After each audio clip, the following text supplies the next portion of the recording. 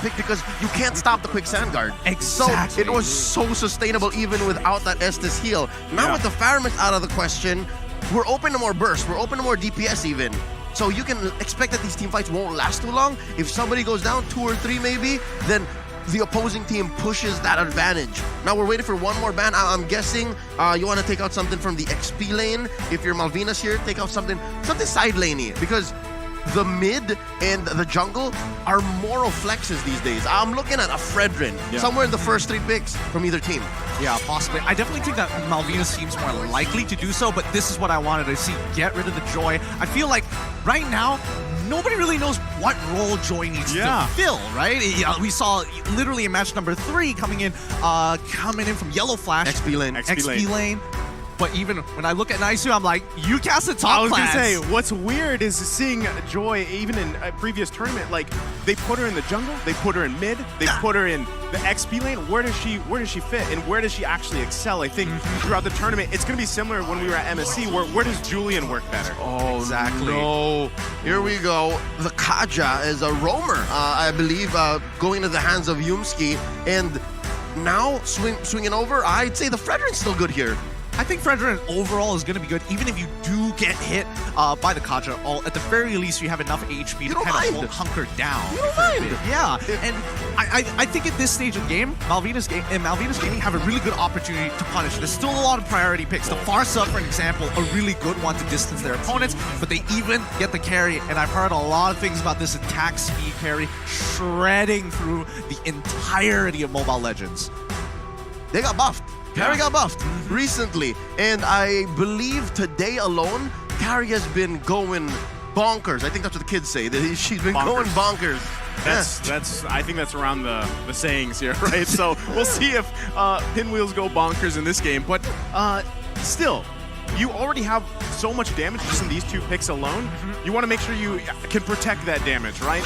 On the other side here, Todak gonna lock in one of my favorite jungle picks here, going to be the Hayabusa, but they also taken the Valentina. I thought for a moment there it was going to be the Valentina, that was going to be your favorite, but then I remembered Gord, and I was like very confused for a moment there, but don't worry about it. The Hayabusa is going to be an interesting position, right? Because again, it's quite dive heavy, and you need to take out this carry, or maybe even the Farsa. Yeah, that's a clear answer by Todak. It's saying you pick the softies. All right, we're going to go ahead and get the natural predator here. And I like the Valentina. It really doesn't say anything. Can still go into a side lane. Again, it's Todak we're talking about here. So they can do that, or keep it in mid. So there's so much still going on for Todak. And there's the Fredrin. Again, you want to have that frontliner, and even if you do get pulled in, and even if you eat a face full of a shadow kill, you're fine. Yeah, absolutely. I think one of the good things about Fredrin is even though Hayabusa is able to get one item and even out the scale against the Fredrin, naturally, until Hayabusa maybe gets 3 items, 4 items, it still has to stack up his passive against a Fredrin. He gets to walk away for free. Fredrin can do what he wants to do. Again, that's why I think we have, first pick, that Kaja, allows him to have that Divine Judgment. You can hopefully get the right targets to pick off that you want to. And then again, you have Valentina too, right? So if you want to go Feathered Airstrike to Feathered Airstrike, have that burst potential on both sides, find a lockdown, and then by that time, Hayabusa's online, ready to go, that could work. And so far, that's the only win that Todak has on the Valentina. So far, I'd say, save for the flex, again, the fact that it's Todak, comes with the territory, the Valentina isn't worth it yet, personally. There's not much he's picking up here. I think it's also to change the mentality of how Malvinas Gaming is going to draft, right? Yes. They don't want to give high-value ultimates over to Todak from this stage onwards in the second part of the draft. I mean, look at the ban so far. Malvinas Gaming is like, no gold lane, get rid of one of the strongest ones, all right? We've already got the carry.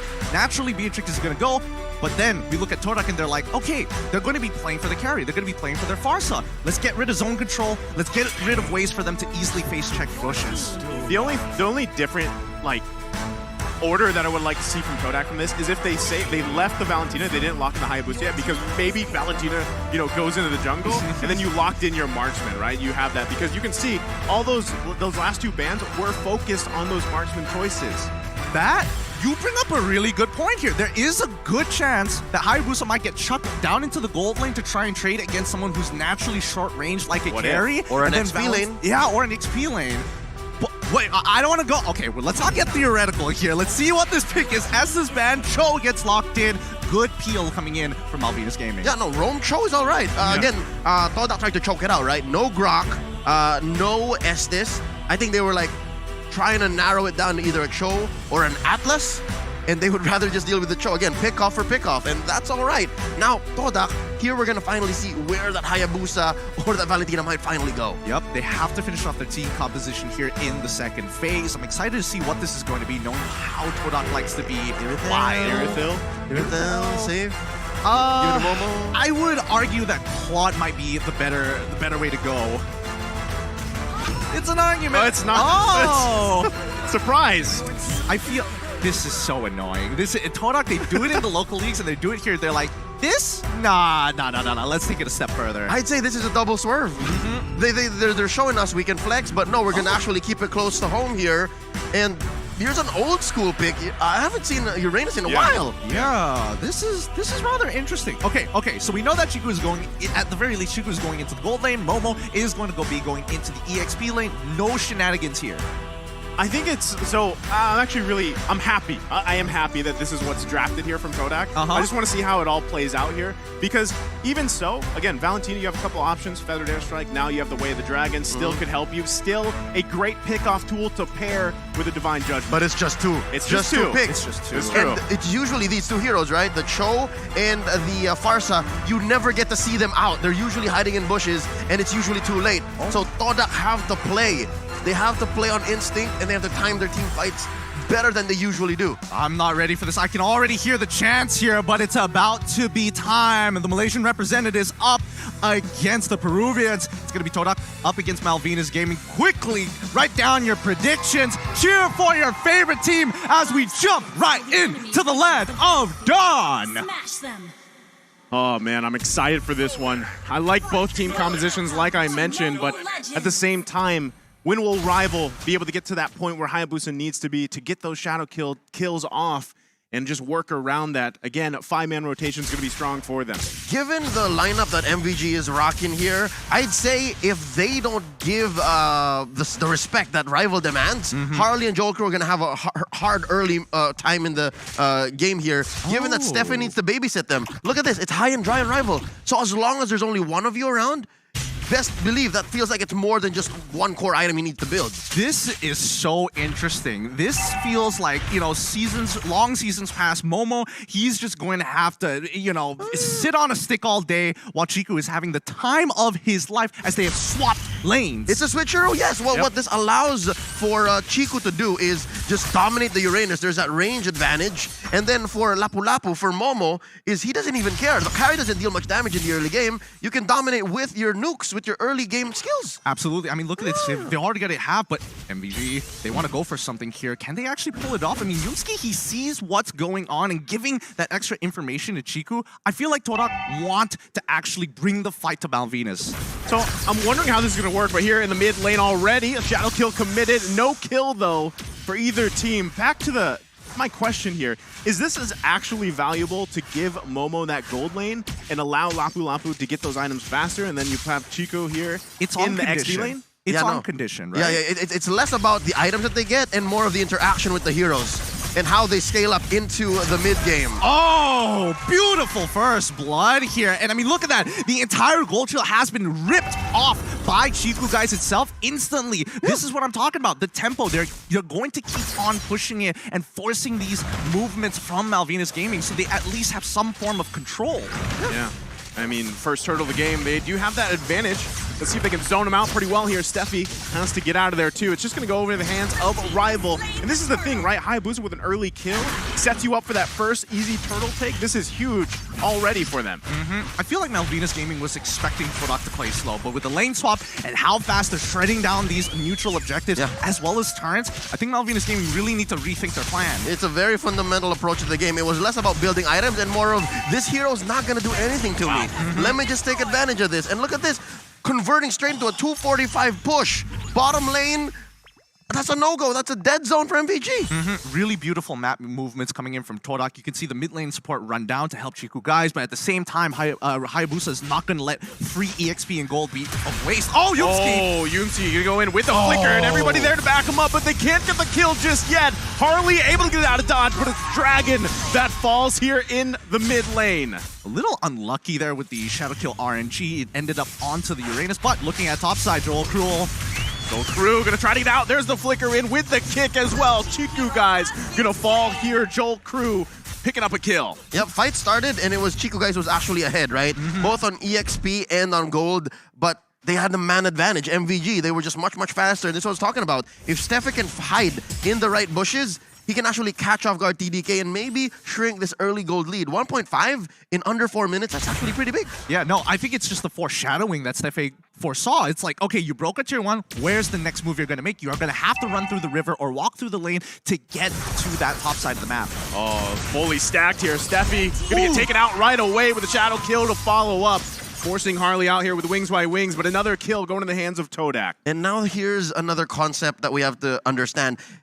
MVG, Steffi, he has so much to deal with, right? He has to protect both Harley and Joel Crew, and now Joel Crew's down. Yeah, there's nothing you can do to get out of that one. So now, you have to consider, yes, he can find these ambushes, but where does that leave him? He might be trying to do too much. He's getting overloaded now. Yeah, I think right now MVG, they're not entirely sure how they should take, what approach they should take with Todak, because even though topside ticket is already broken, you can see that Hayabusa and Lapu Lapu taking the initiative to hover around the turtle in case Malvinas Gaming doesn't touch it. Yep, so this is Todak's game so far. The first 5 minutes, almost 4K ahead. It's Todak who's making the decisions, and MVG just following their pace. Okay, Leo, I think we need to talk about win conditions here, right? Because Malvinas Gaming, it feels like towards the later half is going to have a bit of an advantage.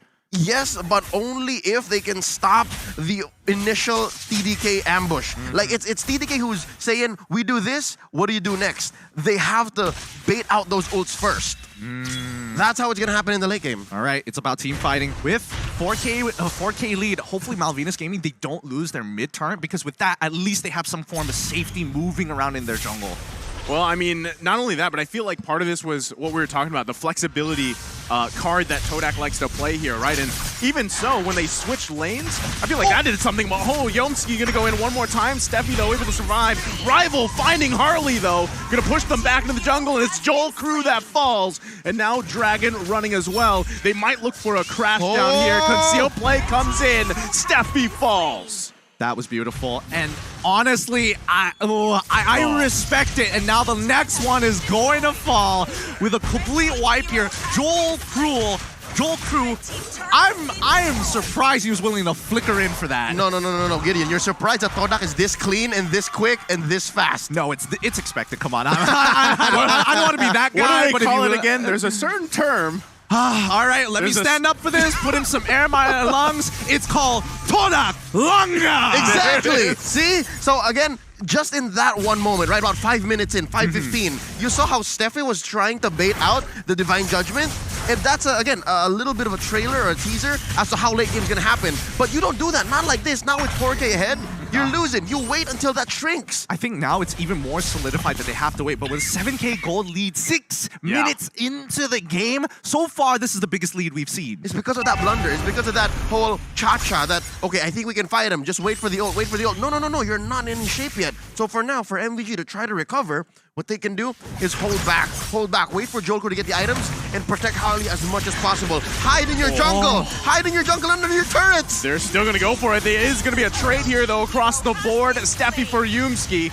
So they're happy with finding a kill here, but still, is it going to be enough? They're still crawling from being whiplashed by Todak. I don't think that was as worth it as I would like to believe for Todak, mainly because Yumski had to use his flicker, and that's a very powerful tool, especially for Kadra players, to close that distance. I mean, yes, you would imagine that the initial gap closer would be good enough, but you need to combo it. So we'll see. I don't think they're going to do anything crazy until we do see Rival have his ultimate, and at the very least, Yumski has his flicker. Yep, looking at the items here, at least there's a Clock of Destiny on Harley, so all the more they have to stick to the late game plan. Clock of Destiny recently got reworked, so you get a little more stacks, a little longer the game goes. As for Dragon, I think Dragon is going to be key here to extending the game. He has to find another lane that he can force TDK to split up. That's what a Uranus does best, right? Like try to bait out opponents, and I think slowly, maybe after one more tank item, the Malaysians will be slowed down in their siege. So that's one way to do it. Just push one up, but no! Oh, they're gonna crash down here with the Divine Judgment. Prince Fran quite low, but the way of the dragon coming out on Chiku, guys. But meanwhile, Moon able to get his own Harley falls. They're chasing back the Shadow Kill. Takes out Steffi, and it's for that fall for MVG. Beautifully played by Momo, able to cancel that feather and airstrike, really putting the pressure on Malvinas right now, and Dragon unable to get into the fight in time to slow down the front line of Todak. Yeah, no, and I think he used the flicker just to finish one hero off. The cancel was already done. He's like, I have my killer instinct, dude. I just need to flicker in. And now they're gonna convert straight up into a turret. And yeah, see, look, so Dragon, you can say Dragon, he's going up there. He's building up to at least some level of peel. This is crazy. An inhibitor turret in the base has gone down before that Lord has even spawned, right? That's just how much pressure TDK is putting here, and now Lord is up. This is a 10k gold lead 9 minutes in. Yeah, I think for Malvinas Gaming, this is a really huge mountain to climb, and especially in local MPLs, a 10k gold lead is pretty much death to a lot of teams this early on pre-10 minutes. Rarely happens. Yeah, rarely happens as well. Well, I don't know. MPL MY is a little whack.